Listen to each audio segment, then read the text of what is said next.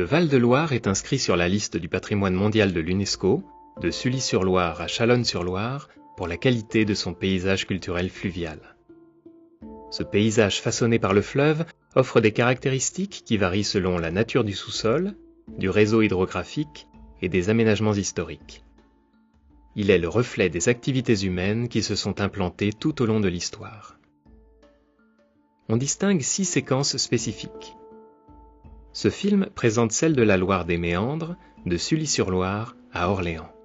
Regardons l'exemple de Châteauneuf-sur-Loire.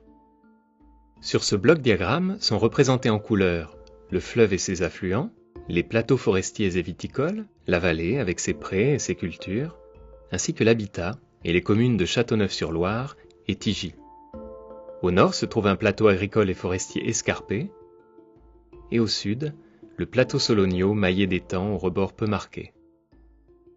La vaste plaine alluviale de 7 km, façonnée par l'érosion du fleuve et ses méandres, est essentiellement agricole. Les habitations et villages sont implantés sur les micro-reliefs naturels et artificiels. Posons un filtre pour faire apparaître la valeur patrimoniale du territoire. 4 composantes relèvent de l'inscription UNESCO. La première composante concerne l'ancienneté de la mise en culture du Val. En témoigne le parcellaire agricole et l'habitat diffus de fermes et de hameaux. Cet habitat est lié à l'occupation des micro-reliefs en violet sur cette coupe.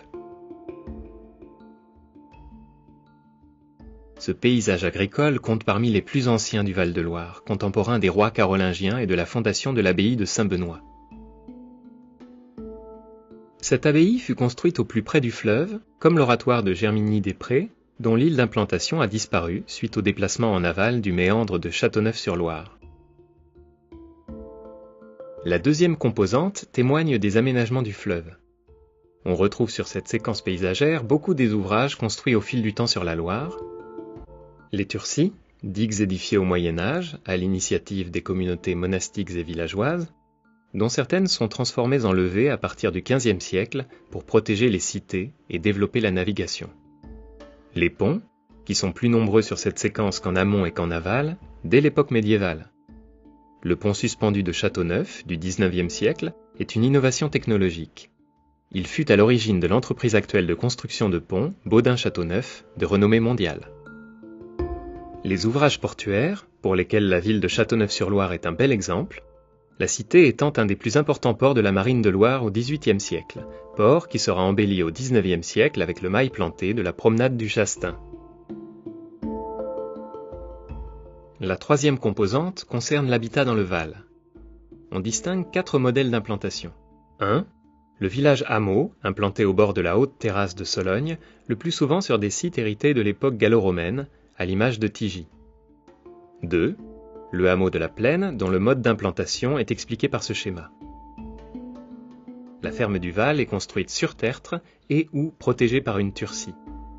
Elle est à proximité immédiate des champs de culture et des prés inondables d'élevage. 3.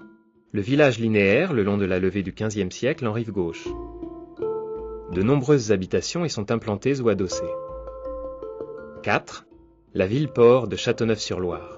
Le site portuaire initial gallo-romain de la Ronce sera déplacé en aval, à proximité du château fort médiéval. L'importante activité portuaire favorisera le développement de la cité et constituera un front de Loire remarquable. La 4e composante concerne l'importance du patrimoine civil et religieux. Le Val orléanais, dit Val d'Or, serait le berceau du Val-de-Loire. Il préfigure ce que le Val-de-Loire sera à la Renaissance. Il comprend des sites et des aménagements d'ancienneté exceptionnels. L'édifice de l'oratoire, seul témoignage de la villa épiscopale construite à Germigny-les-Prés vers 806 par Théodulphe, ministre de Charlemagne. La forteresse de Châteauneuf, construite au XIe siècle, devient un château de prestige au XVIIIe siècle. Son parc descendant jusqu'à la Loire, inspiré par le grand jardinier Le Nôtre, sera lui transformé au XIXe siècle en parc à l'anglaise. Voici donc les 4 valeurs patrimoine mondial de cette séquence paysagère.